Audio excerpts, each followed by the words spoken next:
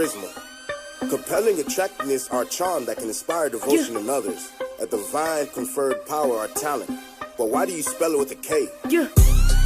Why they say it with a K? I don't know. Why they say it with a K? They gon' find out. Why they say it with a K? It's charisma. Why they say it with a K? Why they say it with a K? Why they say it with a K?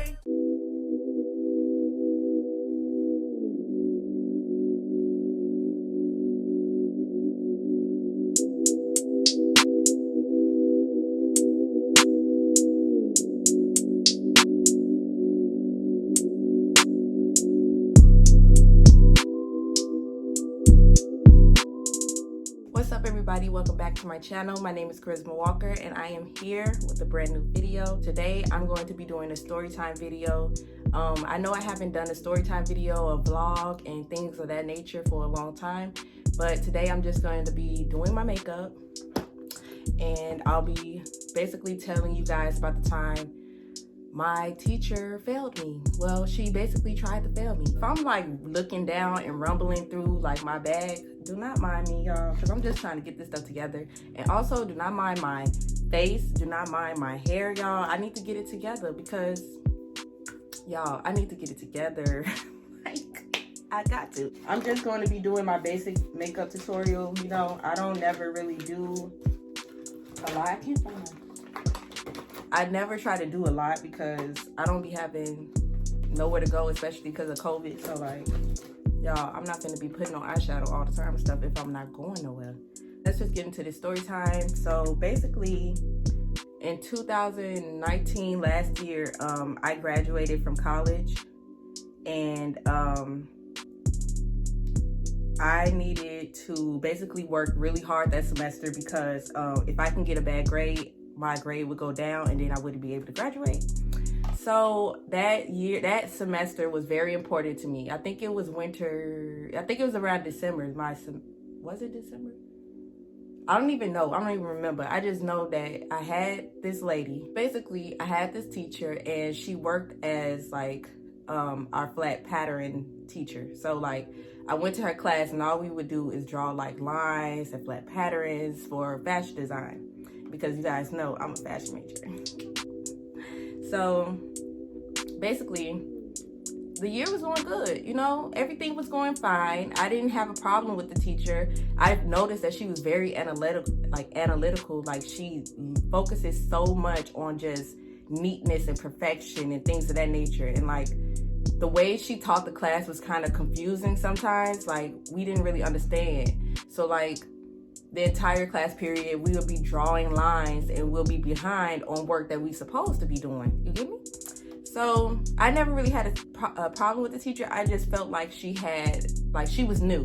So I felt like she had some progress to do and I wasn't gonna rush her. I just knew that if I wasn't doing what she said, then I would fail. So I did exactly what she told me to do all the time. And she was very like, I don't even know the word, y'all. People who like are very, like they need everything to be perfect. Like everything to be like exactly how they want it to be. And I forgot the word, y'all, but y'all gonna comment below and y'all gonna tell me. But basically, I had the class with her and we always got help from her. I always asked her for help. I never seen no problem with the lady. I just knew I needed to get a good grade. That's all I'm saying, because I'm trying to graduate and I'm trying to get out of here. So trust and believe, I was not trying to have no problems with nobody. No, this school already made me feel kind of like an outsider because of the things that was happening to me, you know, the prior years. If you look in my, if you watch my videos, you'll know what happened to me in the prior years down there. And then coming back, you know, coming back from all of that was kind of hard. So I wasn't trying to even get in trouble or start any animosity with anybody. I just wanted, you know, I just wanted peace, basically. It's just a lot of students started complaining about her work ethic, like how she teaches us, basically. And sometimes it was confusing, so confusing that other kids started going to other teachers. And I was the only one who like spoke up and told her like, hey, I'm not understanding this. Can you please help me? And the thing that she was trying to help me on was measuring. Like, I haven't measured in a minute because the way I design is draping. So I just drape, you know, I drape clothing to design. And flat pattern was something that was difficult for me because you had to measure accurately, and I needed to learn how to measure accurately. So this teacher, just out of nowhere, I'm just saying, out of nowhere, she starts giving us quizzes. No, we're already behind in class because she's such a perfectionist. We was never like on the same page. And then she took the syllabus down. She took the syllabus down off the website, off of our website, so that we could see it. And everything was all messed up. Our calendar wasn't even matching up no more. And, you know, I wasn't even paying attention to, you know, the syllabus anymore, because at that point, it's no point of paying attention to it. We really was just working off of what she wanted us to do. It was never like, oh, I could just look in the syllabus and I can find out how to do this, and I can do this early. No, she basically like just told us what to do, and we had to do it. So, you know, you're a college student, you always want to be on track, you know, you don't want to be like, oh, what's the, like asking everybody else for like the assignments and stuff, but we was already off track. And this lady decides to give us pop quizzes, right? So one day we come in, it's a pop quiz. Okay, I understand it's a pop quiz on measuring. It's a pop quiz on fractions and multiple choice questions on multiplication problems and things of that nature. And I'm just thinking, like, we're not in a math class, and I understand that she's trying to prepare us, but she didn't even, you know, let us know that, you know, this is going to be a whole thing. Like the entire year, we wasn't even focused on fractions and multiplying. We was just focused on lines. So, you know, I didn't really too much mind it, but I noticed that I wasn't good at, you know, I'm not good at fractions, and I'm not good at measuring. So those was things that was making it hard for me to get a good grade. So then I'm like, okay, this is just one pop quiz, probably whatever. The next day, pop quiz. Okay, we take another pop quiz. I'm not doing so good on that. Third day, pop quiz. Every day, basically, we started coming into class, it's a pop quiz. As soon as she enters, it's a pop quiz. It takes me about, I'd say 10 minutes to get, I'd say like 10 or 15 minutes to get to and from my next class. And before her class, I had a biology teacher who was super strict on being early and then leaving on time.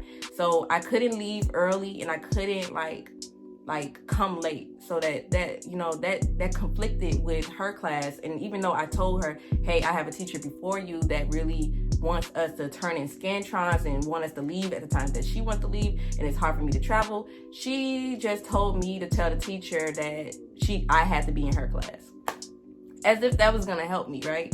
So you think that me going to the teacher and say, oh, I have another teacher who is strict as well, and I need to be there for her class. What am I gonna do about two strict people? If anything, I came to her and I felt like she should have been like, okay, I'm gonna write you a note, and then you could just give this to your teacher, and then we can come up with a promising, you know, situation. No, it didn't happen like that. She just told me that basically she didn't care, and I just needed to be in my seat at the time. I needed to be in my seat. So I remember one time I made a mistake to be late to her class. She basically was like, okay, I'll let you redo it this time. And I was telling her I'm not really good at these pop quizzes, and we've been getting it every day. So I don't really think they're pop quizzes at this point. I feel like they're just tests. So I told her that, and then she was like, okay, you can meet with me after school, and we can come up with a meeting or whatever the case may be, or we could talk about it, or I could just make up the test. But I also emailed her prior to that as well, because I needed her to know that I was confused in the class. Like, everybody was kind of confused. People were talking behind her back, not really being honest with her and her teaching. And I feel like I was supposed to be the person to say that, because shoot, I'm about to fail. Like, I'm not gonna be just, you know, not saying anything. Like, everybody's scared to say something. I'm not scared to say anything to this lady. So I decided to send her a detailed message, and I'm gonna probably post it too. And I felt like she took it to heart, because I basically felt like she thought that I was criticizing like her teaching, and I was trying to like not make it seem that way, but it was confusing for everybody, and I just needed to say something. So when I got to the meeting, basically she had a whole outline of everything I said, and then She wanted me to go in detail for each thing that I said. She made sure she noted it out and wrote under each paragraph what she needed to say. And like I said, she's very, very analytical, y'all. She's very like perfectionist. Yeah. Or not even that. She had anxiety too. So like, I don't remember the word, y'all, but y'all remember the word. Basically, I came to her and she was just telling me how she felt about the email, basically, and what I wanted from her. And she looked upset, like she looked irritated. And I think I have a video of me and her talking, having this.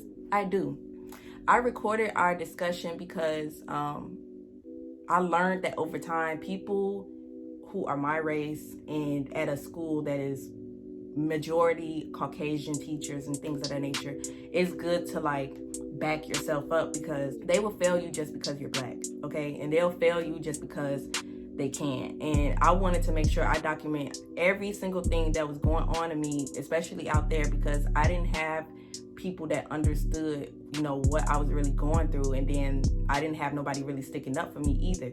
So, I mean, it wasn't really a lot of black girls. It was mainly like a couple of black girls, but like, in the fashion department, it was majority Caucasian, and it was majority Caucasian teachers. The only teacher that I felt like I could be comfortable around, I honestly can say, was an Asian teacher. And she's like my favorite teacher because she understood how race in the workplace and, you know, throughout life can be very challenging. So she was always there for me.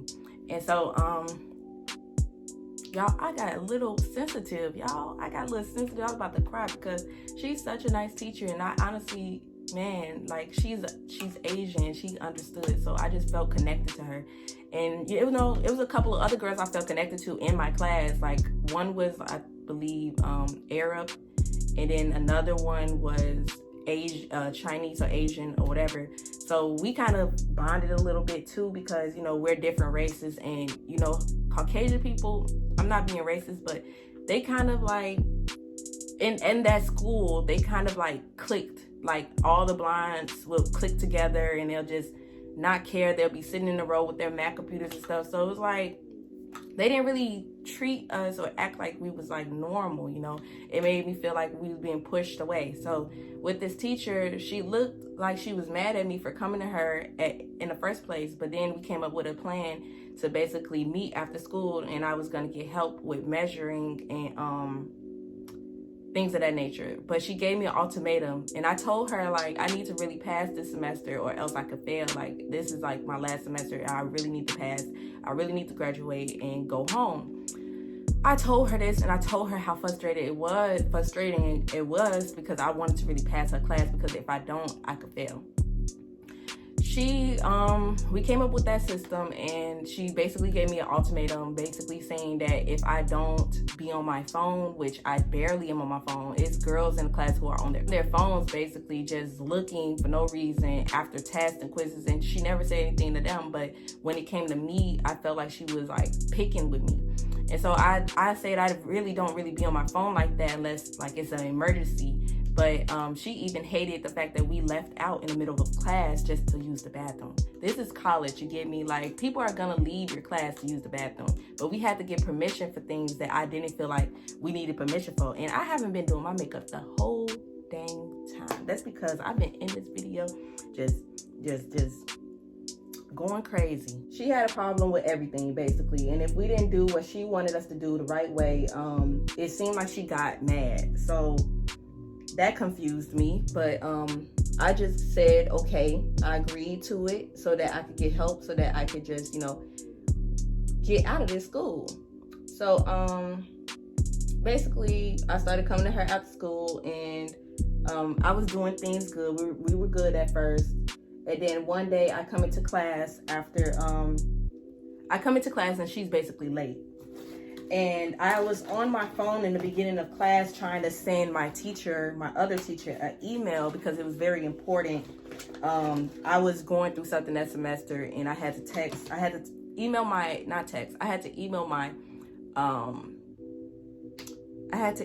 professor, and I had to email my counselor because I was going through a lot mentally that semester. And she saw me, you know, sending the message. When she came in, she saw me sending it, and I was almost done, and she had a problem with me being on my phone in the beginning of the class. So I put it away after I was done though, and then she had a problem with it, so she emailed me that night basically saying that she's not going to help me anymore because I decided to be on my phone. And so I was telling her, no, it wasn't like that. I had things that I was doing prior before you came in, and I was just finishing up, things of that nature. She wasn't trying to hear it, bro. She said, no, I'm not going to help you anymore. You disobeyed our agreement. You decided to do whatever you wanted. You act like you don't care, bro. I was just like, how don't I care if I came to you? Like, that doesn't make sense. I was so angry because I was trying so hard, and I already was frustrated at the fact that I'm an outsider, or I feel like an outsider to everybody here, that I decided to talk to her in person. And I was so upset, y'all. I was so irritated. I was so upset, but I wasn't trying to express that to her. But I did come to her after class, and I did talk to her. Basically, one day, we had a bodice skirt to create, okay? Like a skirt to create. And I can insert images as well of the skirt that I made. I had to stay, look, y'all, I put my, like everything, my heart, sweat, tears, everything into that skirt because I knew if I could get 100 on this skirt, my grade would be passed. I would not fail this class, like I would pass. So because we were so behind, she decided to open up a day where we didn't have school. She opened up that day so that we can work on our skirt. So I decided to come in for extra help, and she literally stuck by my side, like helping me the entire time, telling me what to do, how to press it, how to sew it. I stayed there so late, bro. I didn't go, like literally I stayed for like 5 hours, 5 or 6 hours. I didn't go home till it was like late. And after we were done, I decided to talk to her about, you know, still helping me with the situation. She basically kept telling me, you know, you broke our agreement, blah, blah, blah, blah. And it made me mad because I'm really here trying. I came on an extra day. I don't see anybody else trying as hard as I am, but you're picking with me, kind of like I'm just trying to receive your help, and I don't feel like you should be mad at me for something that I tried to explain to you, you know? And I understand we had an agreement, but you didn't. I just feel like you don't give kids agreements if they need help. Like, you don't do that. Like, I'm a college student. You don't make an agreement with me. I'm asking you as my teacher, can you help me? That don't got nothing to do with what's in my phone, okay? That don't have nothing to do. I respected the teacher, and I listened to everything she told me. I asked questions. I was a good student, and that didn't have nothing to do. That 3 minutes that she walked in and I was on my phone, that had nothing to do with the hard work that I was actually trying to put in with her in the class. So, y'all, I just felt like she was picking with me. Me and her decided to talk after class, and we basically started arguing. I don't know how, but we basically started getting into it.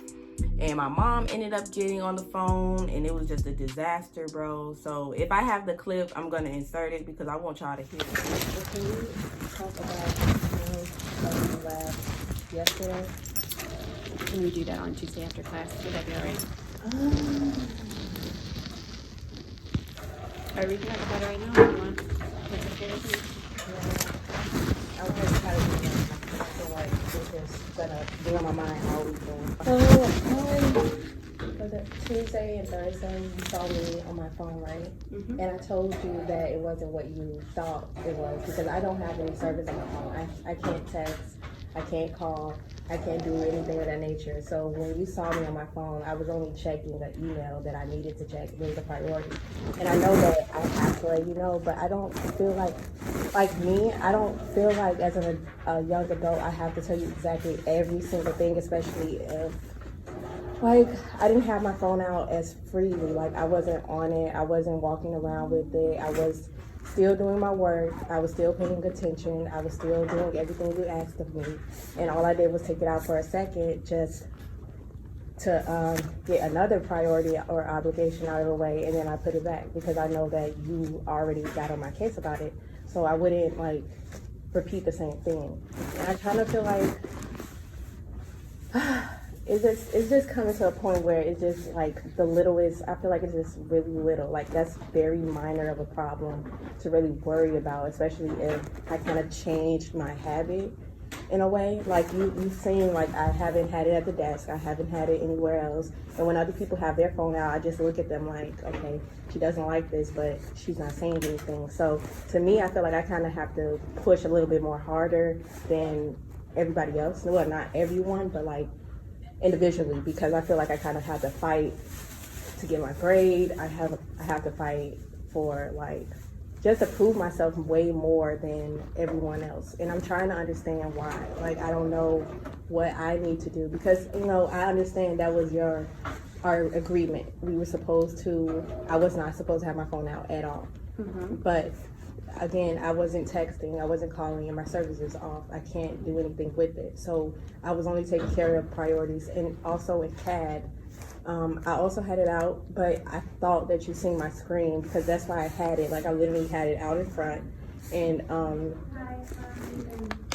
I had it out in front, and I had my picture up, because sometimes I like to look for pictures before class in order to kind of like look at the detail of it and then be able to copy what I'm looking at. So for me, my phone is kind of like my laptop, because I don't have a laptop, and I kind of like find all my inspiration through my phone, and that's just how I am. So like I can't, like I can, like I'm okay with not calling, not texting, and I'm fine with that. But when it comes to like being a young adult, I kind of feel like that's kind of getting stripped away from me, because like it's certain things that I can and cannot do, and certain things I can and cannot say to you, because I feel too scared to do it, because I feel like you're gonna kind of like punish me for it. Okay. Did you get what you needed, Rihanna? Yeah. Okay. If you have questions, you're welcome. Go ahead and email me if you have questions. Thank you for coming. Okay. So what I am hearing is that you feel like you're unjustly being treated, and you think that I'm being harder on you instead of the rest of the class. Is that correct in my understanding from what you're saying? Well, from what I'm saying is that the email I don't feel should have been I just feel like it's just not, I'm not saying that I should get like special treatment or anything, that you treat everyone so different, differently from me. Like it's not that, that's not really my main problem. My main problem is just the focus of certain things aren't as serious as they are to you. And like, I'm not the only one that feels this way. It's everyone else in the class. They just really don't speak up, and I feel like I'm the only one speaking up about the issue. And about grades, or what other issue are you referring to? Just the example that I gave about the email. I don't feel like it was as much as a problem as you kind of made it out to be. Yeah. Okay. And well, I will address that. First of all, nobody else has come speaking to me from Flat Pattern about their grade. I know. So you came, and so you were the only one who's come and spoken to me about grades and what you can do to improve, correct? Yes. And we were working on that. And we came up with guidelines. I had some rules that I wanted you to be able to follow in order for me to be willing to help you outside of class time on doing a review for partial credit, correct? Yep. And we agreed upon that. I reiterated it back. You never responded to that. So silence, I assumed that you agreed and understood everything that we talked about, because I wanted to put it in writing what we talked about in my office based off the stipulations, and there's about 7 to 9 different bullet points that we talked about, like engagement, focus, show me that you care, and the big one that I thought I spoke over was phones. I know. First day of class, both of my classes, I lectured you guys on the phone, saying that is the hugest pet peeve of mine, and it's disrespectful. It is dangerous, especially against the machines, and something that is distracting and detracting for teaching, not only for myself, but for yourself. You're not paying attention as well as you should be, and it's also distracting for other people too. Because if I explain something and you ask a question that I just explained because you're working on a phone and you weren't concentrating on the class at hand, that is being disrespectful to everybody, and yourself, and to me. So when I lectured the third week of class, I think I snapped a little bit, maybe harshly or not, because I said phones aren't acceptable. I do not want to see them. I think they're disrespectful. I'm expecting you to pay attention because I'm trying to treat you like adults.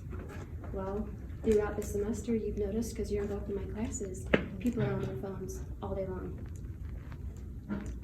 But I'm not on my phone all day long. Like when you see me, I may take it out, but I will put it right back. I don't neglect. For CAD. For CAD. And you had been keeping it away in flat pattern, which I commended you on and encouraged you because that was good behavior. Right. And I just explained to you that I wasn't using it around the desk area or anywhere near any of the dangerous parts of the classroom. Well, in flat pattern, in Tuesday and Thursday, I was seeing you on your phone. Now, if it was emergency, And where was I? you were standing at the corner by your desk. That's right. Where my computer, where my backpack was in the chair, and I put it right back in there. It was in class period. And did I And know it was that you 11:08 when I sent did- the message. did I know that you were sending an emergency email? Did I know that it was an emergency? If you'd said, Ms. Ellen, could I send an email real quick?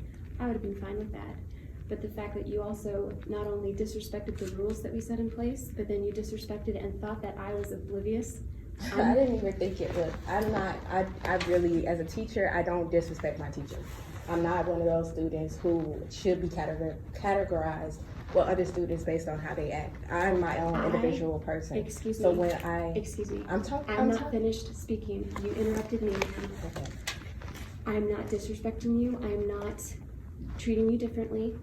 You and I had an agreement beforehand where I was willing to work with you, and I would appreciate eye contact right now. You don't need to fiddle with your pattern. I'm trying to like calm down, so. Okay, well, I'm trying to explain to you, and I want to know that you are understanding because you violated the rule that we had set in place. Didn't matter if you were sending an email, didn't matter if you were texting. I saw you on your phone, you said, don't mind me. I mind.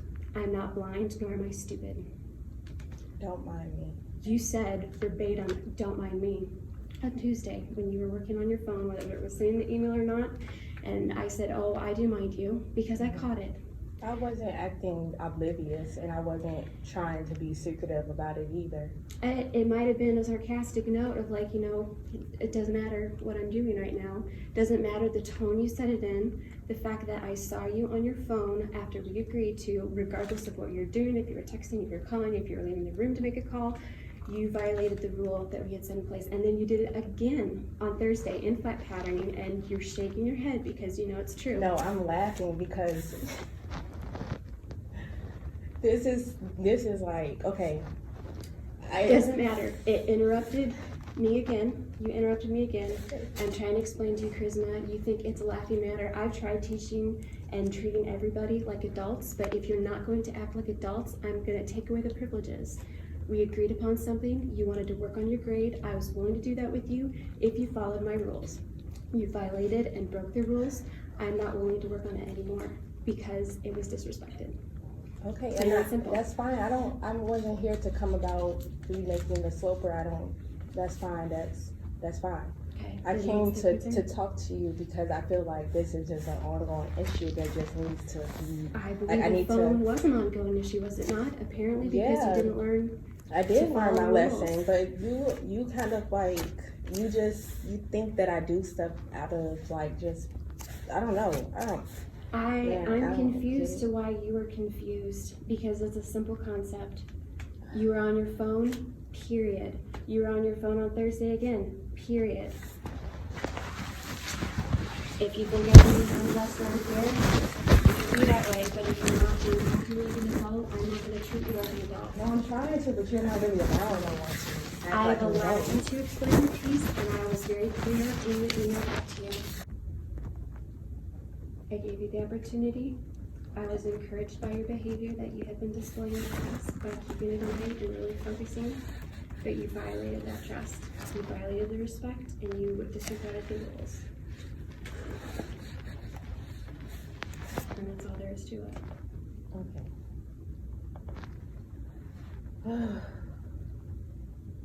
I kind of figured you would have said that. So I had talked to my advisor and my mom about this class since the beginning, and I kind of knew it was going to be like this. So I let my mom know ahead of time that I will be speaking to you. Okay. And when I do, she wanted to make sure that she speaks to you too, because That is unacceptable for a college level class. how? How? My mother? Because your mommy is trying to defend No, it's not my your, mommy, it's my mother. your mother. Yeah, it's not my mommy. I'm not a little kid. So my mother, she wants to. Did you just hear what you just said? I'm not a little My kid. mother, I'm not a little kid, but my mother wants to speak to you. This is a college level class. I am not going to speak to your mother. This is your Okay, issue then to maybe you handle. can speak to the dentist when I go to her. Well, If you can't talk to another adult, then I'm just gonna the go to the adult dentist, that which is is your another- mother. Yes, because she's involved in my life and she pays for everything for this school and this class. So I would love if she's involved in everything that I do, everything that I say, in order for me to graduate this semester. So if you have a problem with that and her talking to you, then I will go to the dean and maybe we can discuss this with the dean. No, I'm not. I already made a schedule with the dean, so we can have an appointment with her. We? Who's we? Me and my mother and the dean. Okay. Yeah. Well, we'll do that. Because this is not gonna get anywhere at all. And I'm not even coming to you about the silver. I just want you to kind of like understand that I'm not the type of student to just disregard anything that you do or say just because like I'm not that type of person. You disregarded the interest after we had that conversation. But you keep making me out to be that even with me putting forth effort. I've been putting forth effort this entire time. Did It's like you break the rules that we set in place? you just said it one time. You didn't even Twice. There was once on I pulled it Tuesday, out just once for a on second. Thursday. You can argue this all you want. It broke the rules, it broke the respect and the trust. You disregarded I the feel like rules I've we been set in broke their place. trust. I feel like I've been broke. So I don't. If you're disgruntled, that is your own prerogative, but we had set the rules in place. I reiterated those back to you in a written email. You didn't comment on it, you didn't disregard it, you didn't say, oh, I think we really spoke about something else, so I took your silence as agreement. But I talked to you in person. That should show you way more than an email. Actions. You talked to me in person and we hashed out things for 2 hours. Do you remember this? Yes, I did. 2 hours for that email. I sent you a response email saying this is the bullet points of what we spoke about. This is what we had agreed to for me to work with you outside of class. Working in class is a whole other thing. During the class time, an hour and 15 minutes, this is what the class time is. We're working on projects, we're giving you knowledge, I'm giving you instruction, I'm giving you my experience. I am teaching the class of 10 students in flat patterning, the different flat patterning techniques that I've learned over my years of experience. So to come back at me and I'm not trying to come at you, but I was Well- taught a different way this entire time, and then you came, and it's like you think You I have tried- too high expectations? you do. I am not that. Well, that's a gold star for me. That's really That is great. exceptional, Right. and that is a good thing. That's encouraging for me It to know is. that I'm not an easy A or B. And that's really good. But for somebody who went this entire time with teachers who aren't like you, and then to get a teacher like That's you, not my prerogative. My prerogative But and it my is. responsibility when I was hired on, contracted as a lecturer, is to teach you my experience, my skills, my knowledge. Whether people step up to that plate, that is their own choice. You and can as an keep- educator, you're supposed to also value the work that students do. And when you see our work, it's like we get so much wrong, and you. I am trying to give you the opportunity to make your best better. I was a 4-H'er. I don't know if you're familiar with the 4-H program. The slogan there, it's a youth organization for kids ages 8 to 18 that teaches life skills, community service, public speaking, and so on. Their slogan is to make the best better. So I am trying to enable you as a student, the whole class as students, to make their best better, because you're not going to get, an A, B, C, D, E, F, G, whatever grade you want. You're not going to get that in the real work world. You're not going to say, okay, you have 15 opportunities to get this presentation correct. You probably have 1 opportunity to nail it. So if you think I'm being a little bit unfair, unjust, or unrealistic with the way I've taught my class, Take it up with our program coordinators. Take it up with our dean, our I interim, did. our And Dean she already- Glota. She, what's her name? It's not a she. Alright. You mean Marla? Alright. Dr. Marla Reese-Weber? I talked to numerous deans on the phone today, so I made an appointment with somebody, but I'm gonna figure it out and I'm gonna see. But besides that, I understand you want us to carry this throughout life, and in life, there is gonna be no opportunities. We might only have one chance, and I completely understand that. I really, really do. So what is the disgruntled opinion of you against my classes? I'm not Because I'm not the responsible only for one, the I'm other just the only teachers. one coming to you. Like literally, I'm just the only one coming to you, and you wouldn't even feel this way if everyone came to you. And that's why I just feel like it looks bad on me because I'm not the only one who complains about the little, I can't even. The I little can't even- things being accurate and precise. Not even accurate and precise. It's not even the story behind it because I know the story is to help us and to help us grow and all of that. I'm talking about the part where we do something and it's as if like I don't slap on 5 gold stars and say I'm going to give you an A+. I don't for this expect you project, to do that though. I expect you to just grade like another teacher. no, I just expect you to grade like a student did it, like a student actually did this work, not a professional, not anybody who worked all their life, like someone who's a student that you know actually did this work and actually tried. And I don't feel like I feel like you Grade too harshly this entire semester is what I'm understanding. Is that correct in my thinking? I didn't take it a yard. I took it a little bit because I wasn't trying to get to that point of saying like the entire semester would have been on this, the entire semester. Or has you been can on that. slap it on there if you want to say the entire semester. But that's not what I'm trying to say. What I'm saying is that it's been points in the semester where we've run into periods where we've ended up at an ending point where it's just been so horrible for everybody. And it's been certain points where people wanted to come to you, but they don't because they're scared of their grade. They're scared. They're young adults. They're students, so they're not going to want to come to you. They're not going to want to stand up for themselves. They're not going to want to do that. That's the absolute first thing you should do. If there is a question or But doubt then or this concern, happens. But then this happens because I've been coming to you from the beginning, almost the beginning of the semester, when I started realizing that the pop quizzes were everyday pop quizzes instead of a real true pop quiz. So when I started to notice that, and I noticed the syllabus coming off the website, noticed my grade not being posted, noticed all types of little things, that's when I started to realize that this isn't what I thought this class would be at all. And so have the other students. Like, there's a lot of little things that I just feel like aren't making us better. They're like hurdles. Like it's like we're getting put hurdles in our way instead of getting coddled. I don't want to be coddled, and you always do that. Well, I'm Why trying do you- to articulate and understand what it's sounding like.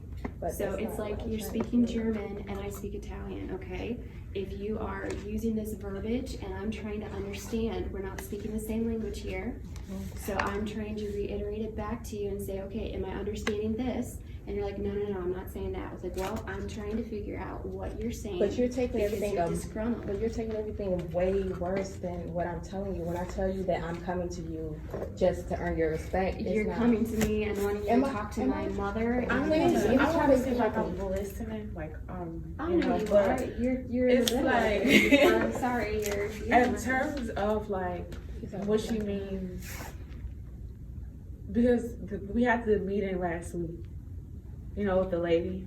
Dr. Marla Reese-Weber. Okay, yeah, I'm She's not the really sure. interim chairman for the family consumer science department. So what I really didn't speak much, but what I was getting from everybody, because she keeps saying everybody, so And like that's not fair either, because unless every person in the class has spoken to you and shared their opinions, and like I'm speaking for the people and myself, that's twisting words as well. No, Is it's she not. speaking this? It absolutely is. It's not. If You're I got- saying if it's all these people, like we think. that is you taking your opinion, and that maybe what everybody else has told you is that your shared opinion. I'm just saying, like, from what people have said to me and what people have said in the meetings, some of the stuff she's saying is ringing true, you know, like people's opinions about like grading and stuff like that. I think because when she said grade like we're students, I think she more so meant like grade like, you know, not coddle, but in a perspective of we've never seen this before, we've never done this before, so you know, this is basically almost like not even almost, this is most of our first attempt at it. You know, and I think people, or what I've heard people say, like they more so think you're grading and you're looking at it from like your professional standpoint, like if we were actually at work, you know what I'm saying? It's like how can I say it? I don't know, because I know you're trying to teach us to be put in a professional setting, but we've only done this like once, you know? Yeah, with you. And like, I'm telling you, like I value what you do because you're the only teacher who actually took it that far for us. Other teachers haven't. So when I get in this class, it's like, wow, I have like so much high expectations. I really need to do this, this, and this.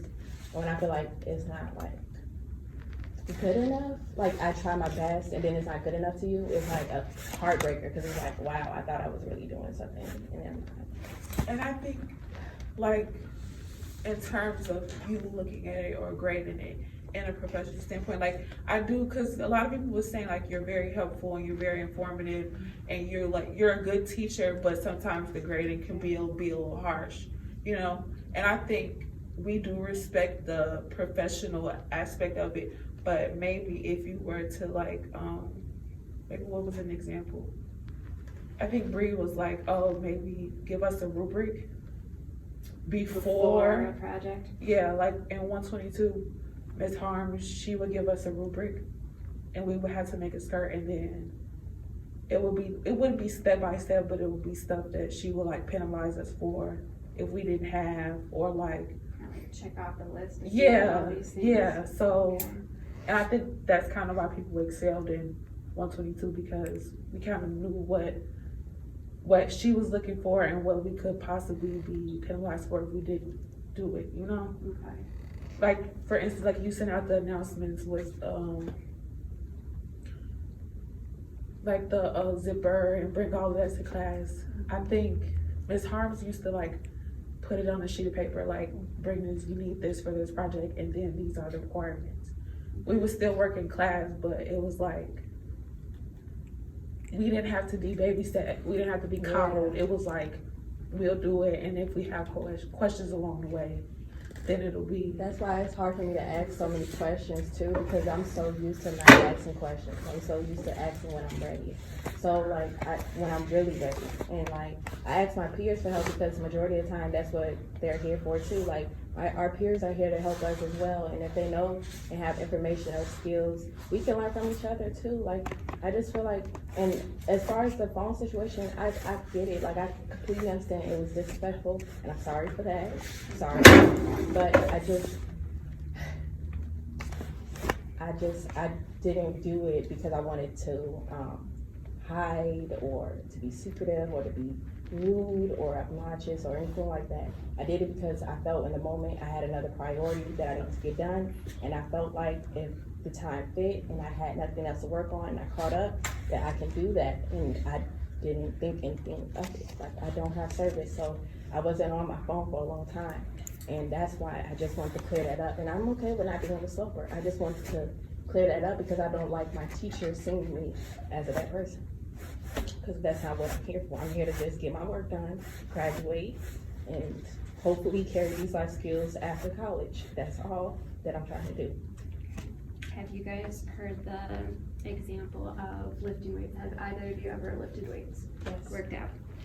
Do you know that the first day you do something, you do very little, and you're probably like, that was really easy. But if you've ever pushed yourself too much the first day and you're really sore and tired and hurting, the next day, but then you keep doing the same pattern, let's say every day for a week, and then come Monday morning again, you're saying, okay, if I did a rep that was 10 reps, I'm gonna add 5 to that. I'm gonna do 15 reps today. And then I do that for another week, another 2 weeks, and then maybe I can add another 5. So I'm doing 20 reps of whatever it is. That is stretching and growing instead of doing the same thing over and over and over again, because you're not going to get better if you don't add to it and you don't build on the strength that you're learning. Just like measuring.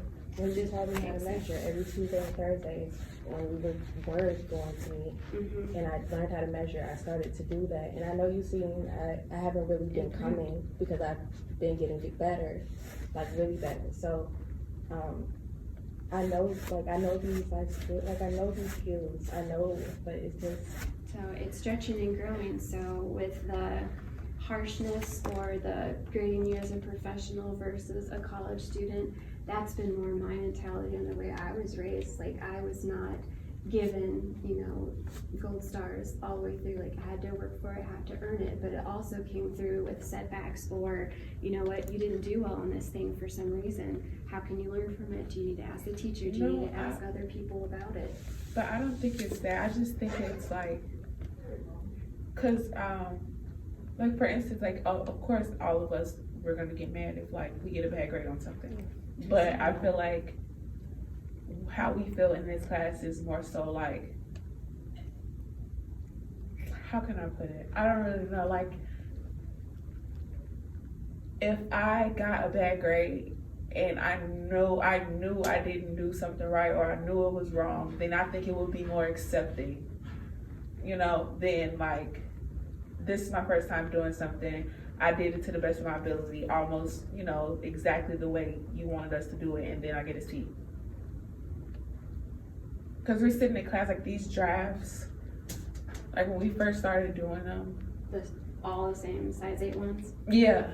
So like if, for instance, like we all stayed in class and we were doing literally step by step during the whole class period. So like, in our minds, we're like, okay, this is, we followed each step, it should be right. And then some people were coming back with not so score. That all came with the measuring.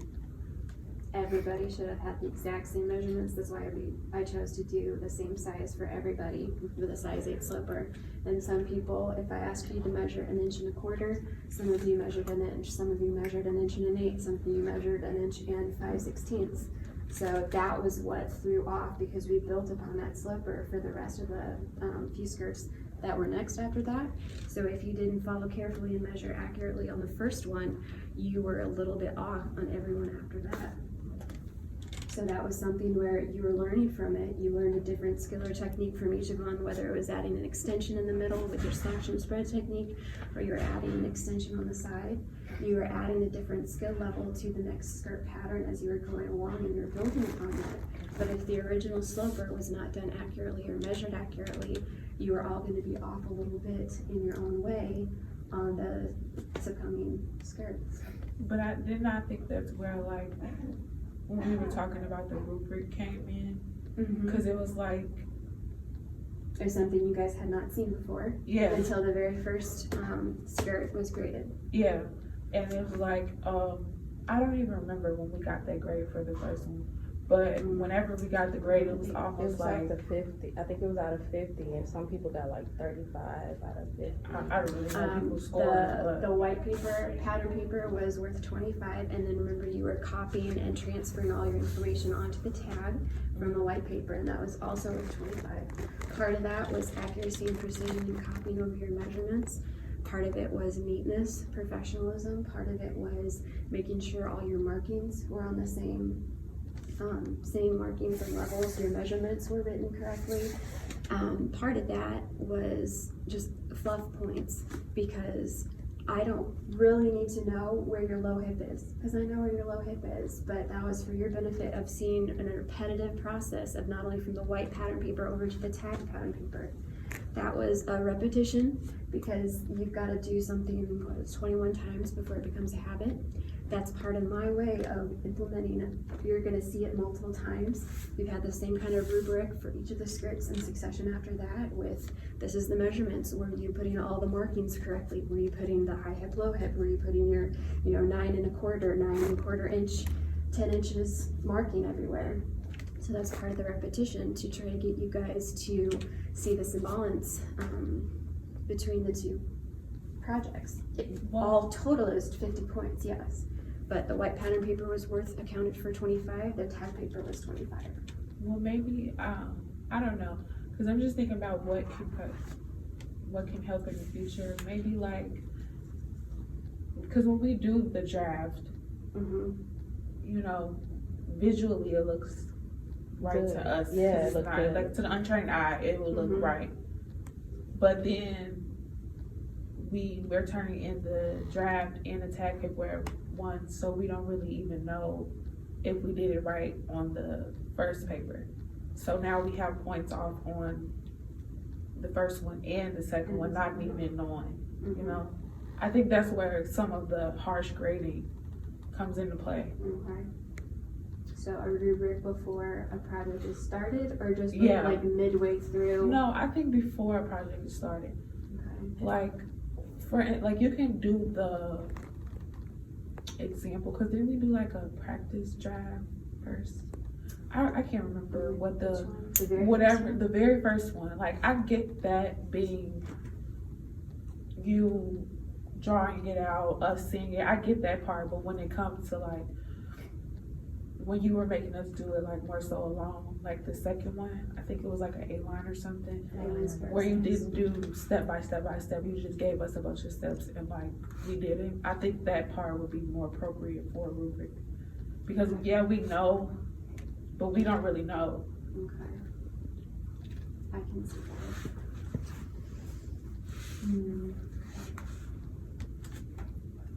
I'll have to think about that, because you guys are already practically done with this skirt. You have one more thing, the bodice massage. But I think that went okay because you gave us a sewing packet, and then you gave us interfacing steps. Something visual. Yeah, that helped me a lot too, actually. So I tried to help build that so that people who wanted to work on their own or ahead than what the class pace was going at the time. Okay, I'm glad to know that was helpful.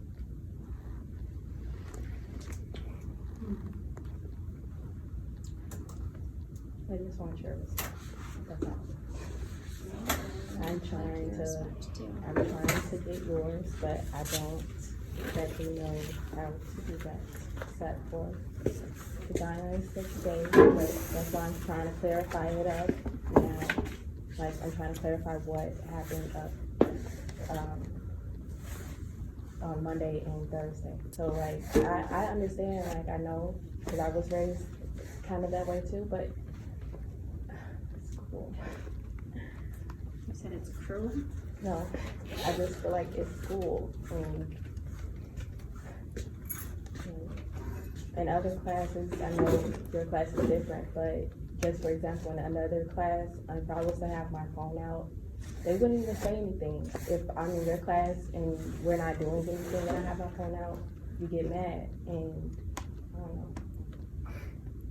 don't know. I thought I was pretty upfront at the beginning of the semester for both my classes, saying that this is something that I did not want to see. You are, but I wasn't doing anything on it, so I just... You're still saying that you are, but I'm hearing a lot of buts.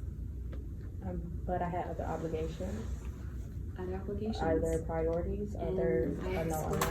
I explained to you that this is an hour and 50 minutes of your day with me, and I expect you to be paying attention and listening, because if you are listening to what I'm saying, even if it's not right at your table, you can be learning, because sometimes somebody else is going to ask a question that you might not have even thought of, or that you are thinking of asking, so you could hear it twice.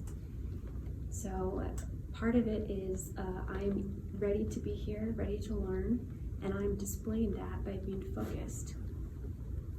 The phone generation is extremely distracted. people's attention spans is limited because you're used to having everything instantaneously. But if you consider working on your project to get the next step done and then think about it and go over and look at it meticulously, you're gonna catch something. Either you did really well or you didn't do as well, and you're gonna be able to see that and catch it and be able to recognize that more by talking about it, asking questions, asking me to come over and check something and answer a question for you. So part of the learning environment, if you want to be in school, you should display that to your instructors, to your teachers, because people who ask questions make the classroom more interesting. If I have dead silent crickets every day, all day long, that's hard for me to lecture to. It's hard for me to instruct and get your guys' engagement, because it's like you guys don't want to be here. There's other professors that I've worked with in my lifetime, and I've shown them in different ways that I want to be here. So this is the first time I've ever been penalized for having a phone out, honestly. Well, really, I set that up the very first day of class, where that is something, me personally, that I cannot stand. It is a huge pet peeve of mine, and I thought I was very clear.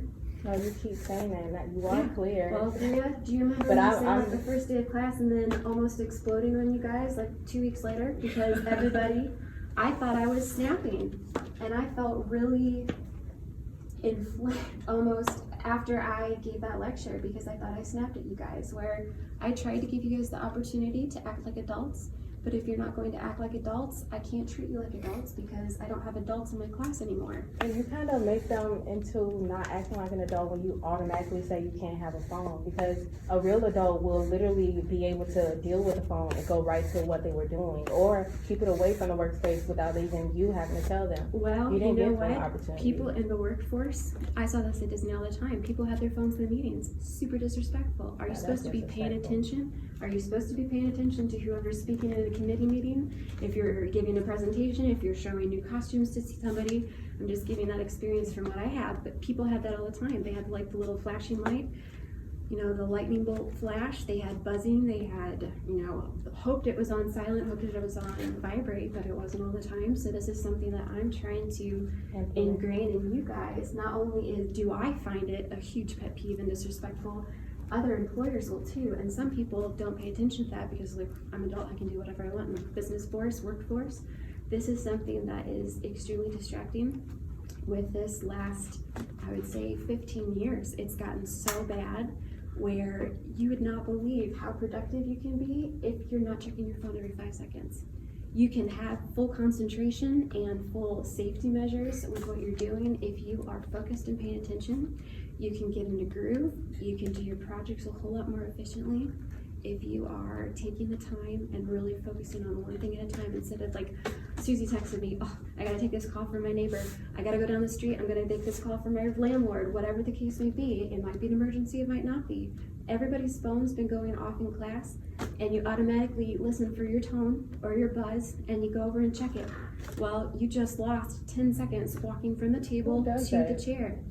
Multiple people in classes. I don't do that. I don't listen from my phone because it's in my backpack and it's always on silent, so I don't do that. Well, regardless, you're going to see it in the coffee shops, you're going to see it at the restaurants, you're going to see people not interacting with themselves or asking pertinent questions. So I thought I laid the law down pretty well at the very beginning of the semester. And Kat, I just want to let you know also, just to repeat myself a little bit. And Kat, I know that you didn't want us to have our phone out, but I had my phone out because we have a computer in front of us.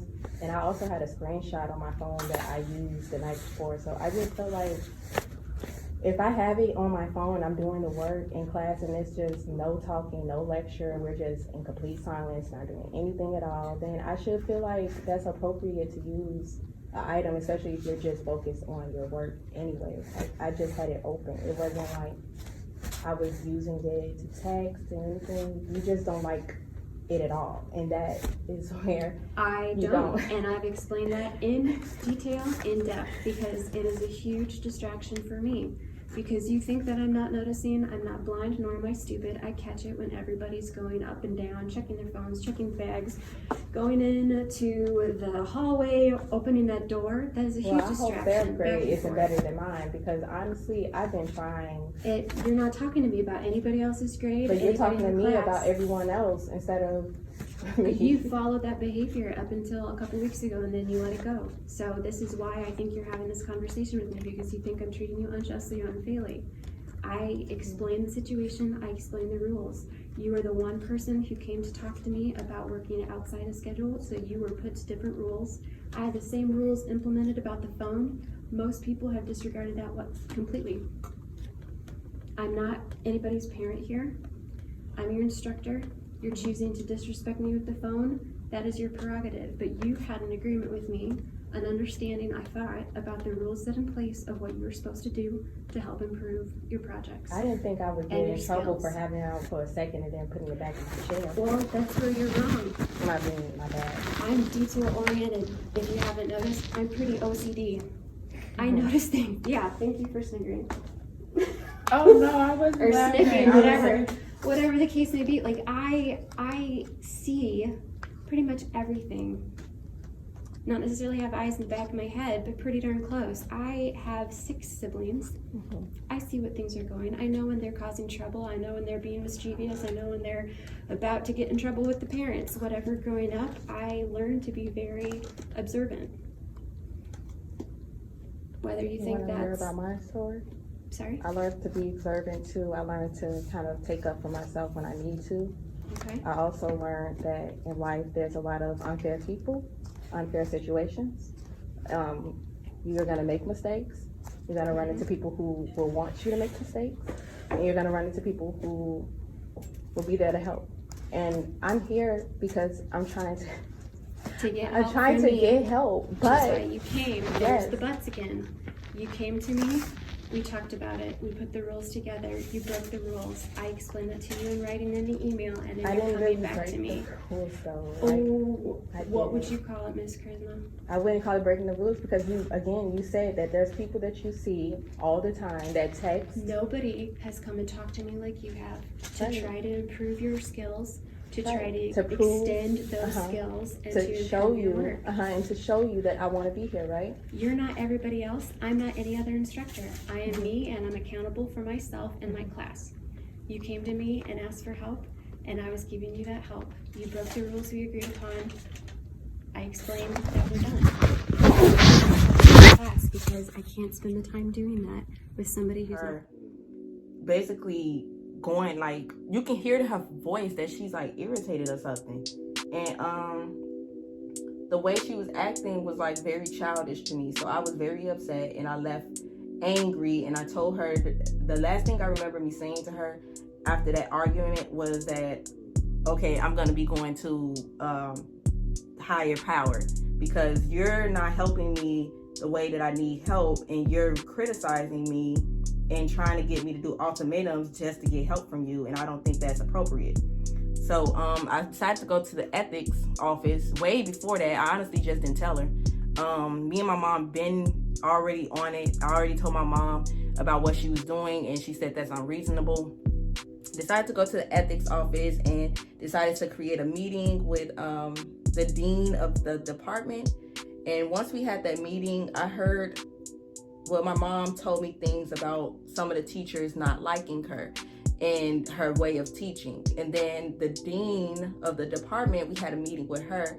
She admitted to me that she was basically failing me the entire time, bro. She was failing me the entire time that I was trying to work hard, you know. So she said it was basically no point in me continuing on with her class because it's not gonna help. It ain't gonna help my grade go up. No test, nothing is gonna help my grade go up, so it's no point. So that same week I ended up getting sick, but I believe that was like almost toward the end of the semester. So I was like sick, so I couldn't go to class and I couldn't do my test anyways. And then the department, come in. Ooh. I told you I was doing a video. I just wanted to use your mirror. Go ahead, man.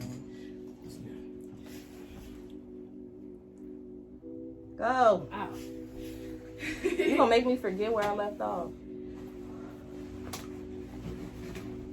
Look out for the doorbell too. I'm gonna leave. I know. I'm going too. Oh, where? Huh?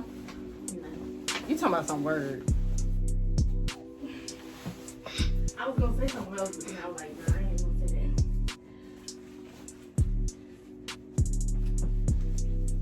Alright. A little height. Let's take the phone down. Wait.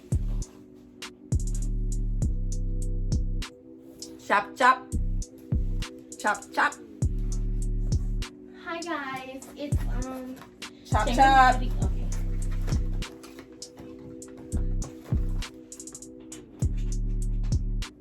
Talking about some shameless beauty.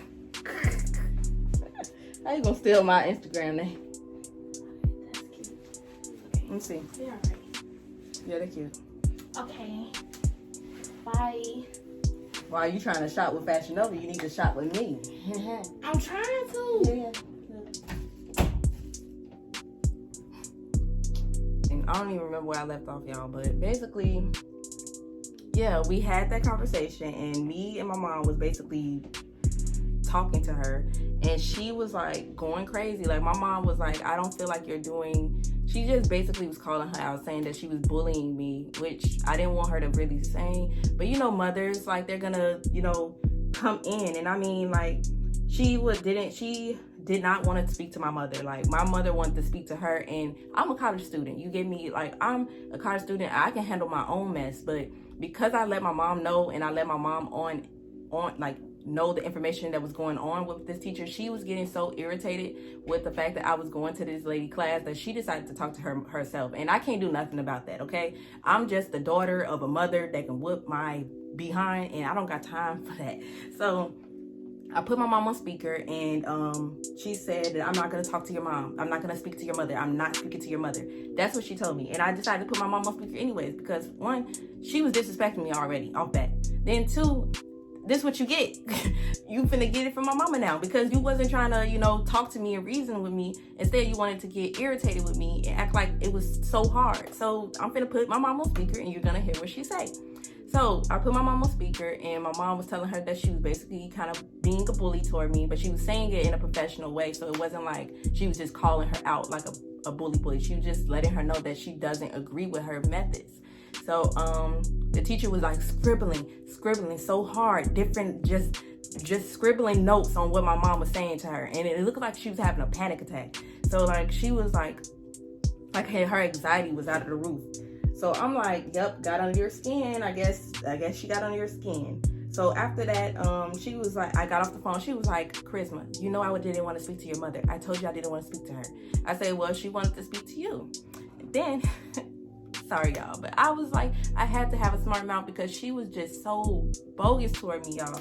Y'all don't even understand. And then my friends, they kept saying that she had it out for me the first time she basically met me. And my friends saw that before I even saw it, because one, I was just trying to pass. I'm not worried about no teacher in her life.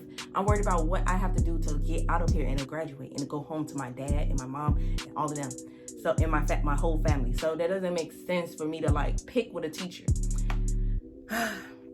Everybody was telling me that she didn't like me.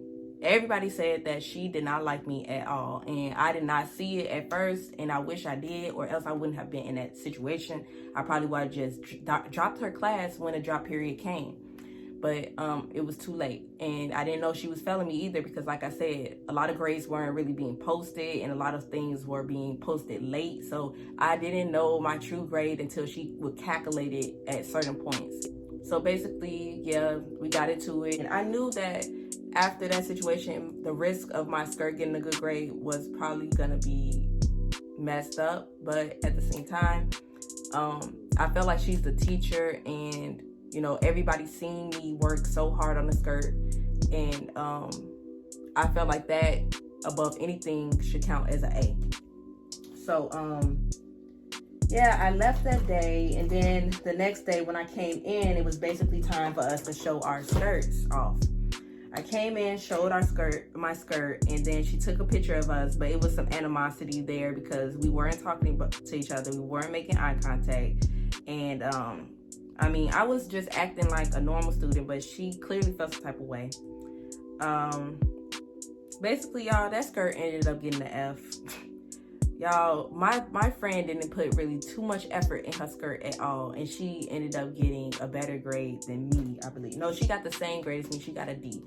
And I got a D, but it wasn't the same at all. Like, she forgot pieces in her skirt. She didn't sew correctly or straight. Bro, she really didn't do anything that was really what the teacher wanted. And I ended up getting the same grade as her.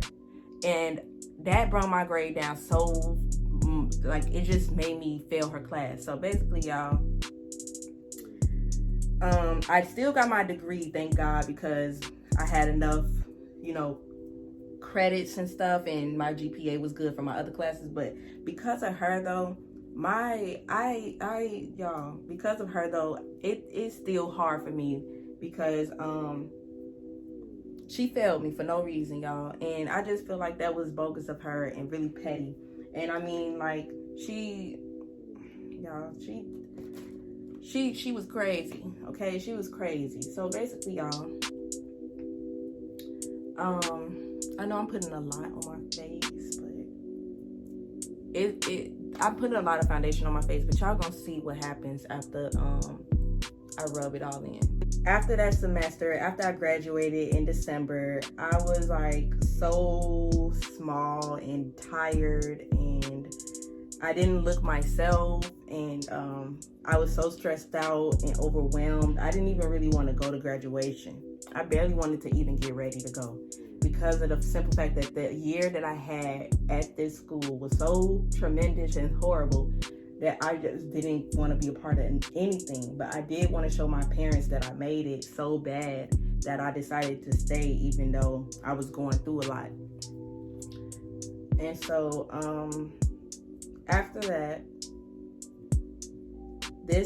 I believe this month, I don't know, it was actually like 2 months ago, I ended up posting a little bit of the situation I was going through with that teacher, and how upset I kind of still am about the situation, and how I could have had a good grade and it could have helped me in the long run a little bit more.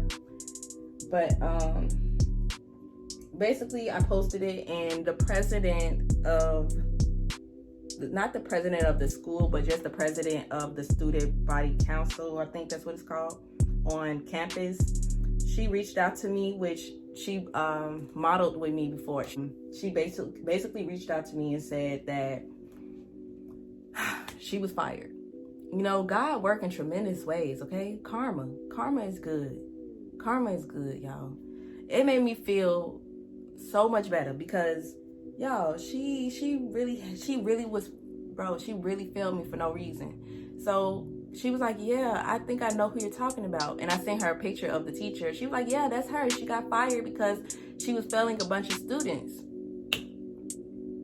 Look at God, y'all. Look at God. And it just brings chills to my body just knowing that she got fired because she was failing other students. So it wasn't just me. She was failing multiple people.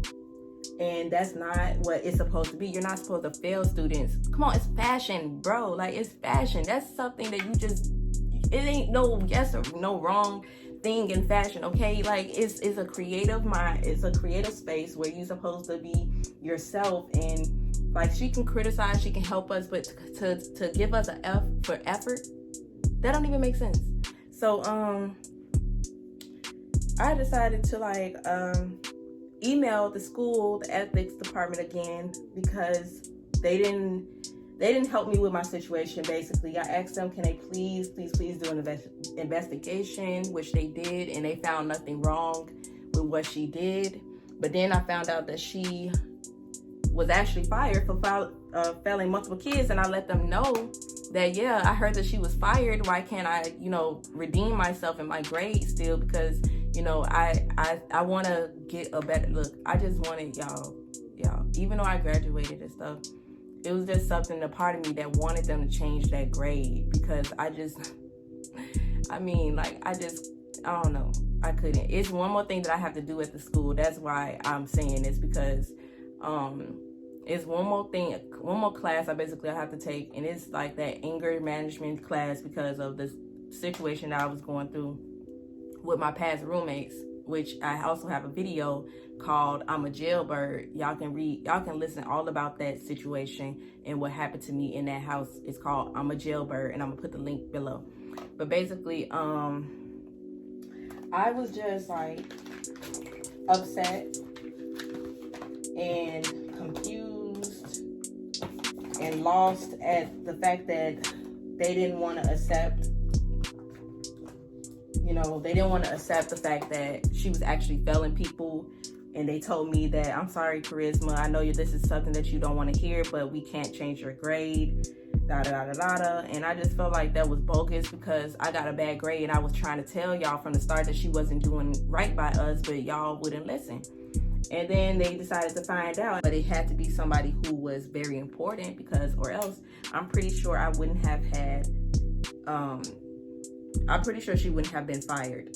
So, thank God that she kind of was, not saying that that's a good thing because she probably was a nice person, but the way she failed me and the way she looked at me before I even got the chance to understand her was not how a teacher should act. Like, you shouldn't be upset at your students for reaching out for help, or you shouldn't be giving me no ultimatum like we business partners. So yeah, that's that story time. So basically, y'all, I'm gonna insert all the clips. I'm gonna let y'all know all the information. Y'all, I just don't recommend going to a school that you're not gonna. Y'all, just don't keep up.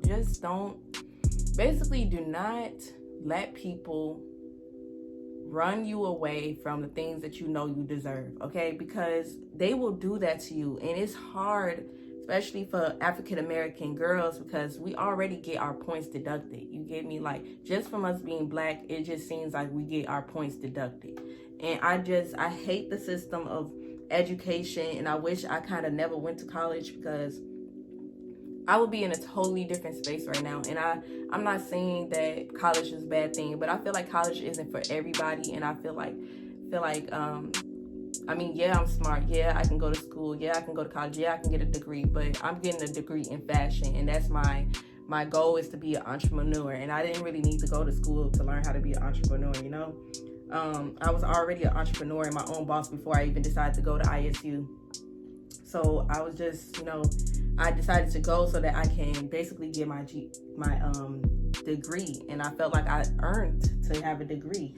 I wanted a degree because I want a backup plan. So if my business doesn't do good, I'm going to have a backup plan to say, hey, I have my degree and I want to work for your company, So I wanted that backup, but that was a horrible year for me because I'm thinking that, okay, after this roommate situation that I'm going through, everything should be going good. No, I still am getting picked with by somebody that I don't even care for. Like, I just don't understand it. I don't know if it's just me as a person, if I'm annoying to people, if I'm irritating to people. I have no clue what about me brings out the worst in people.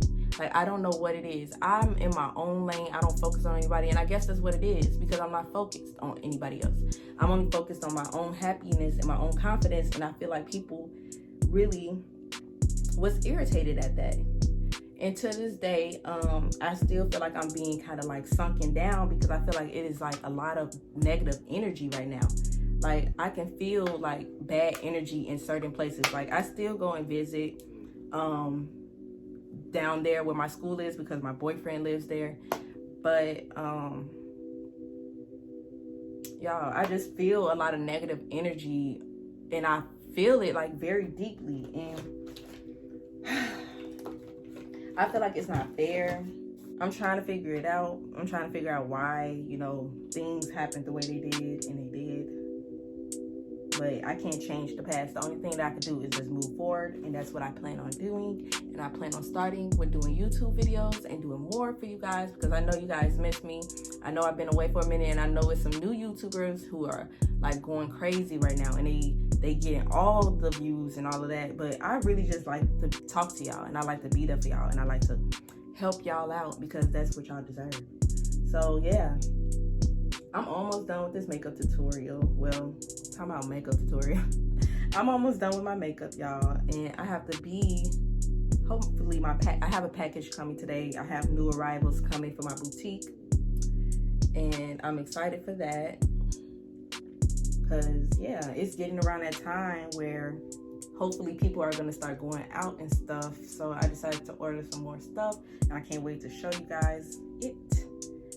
And I have somewhere to go in a couple of minutes because yeah.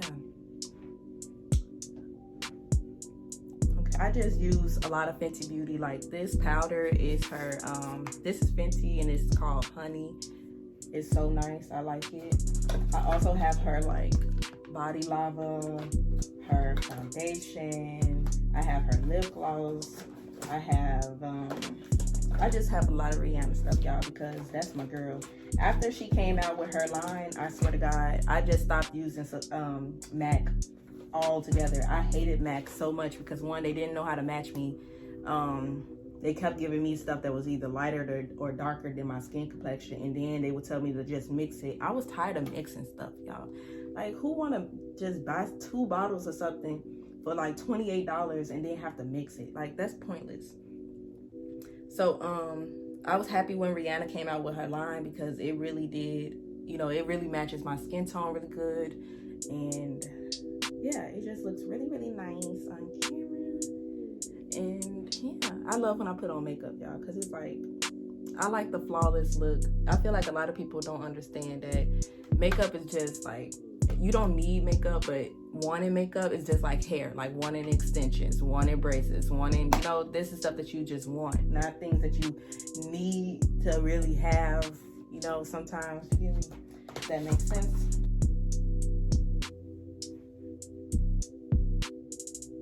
I'm trying to hurry up because I gotta be somewhere, y'all. And I totally forgot, and I was just talking on and on and on, y'all.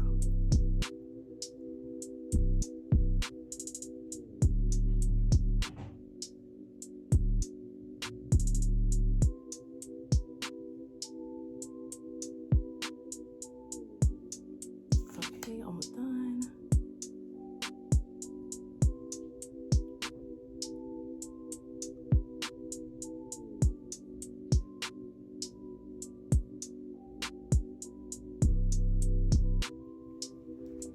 Okay, so I am done with my makeup. I'm scared of this. Like, I'm scared of this. Okay. Huh? Mama here? No. Oh, Can you fix these jeans for me? they ripped. Okay, put on. They need to be fitted. I'm about to hurry up, put on some clothes. Okay. Whew. Okay, I'm gonna do my edges really quick and I'll be right back on camera and I'm gonna let this dry. Okay, y'all, so I need to hurry up and go and get ready. So this is the end of this video. I'm sorry it ended like this, but I hope you guys have a great and blessed, beautiful, beautiful, beautiful day. Why they say it with a K, they gon' find out. Why they say it with a K, it's charisma. Why they say it with a K,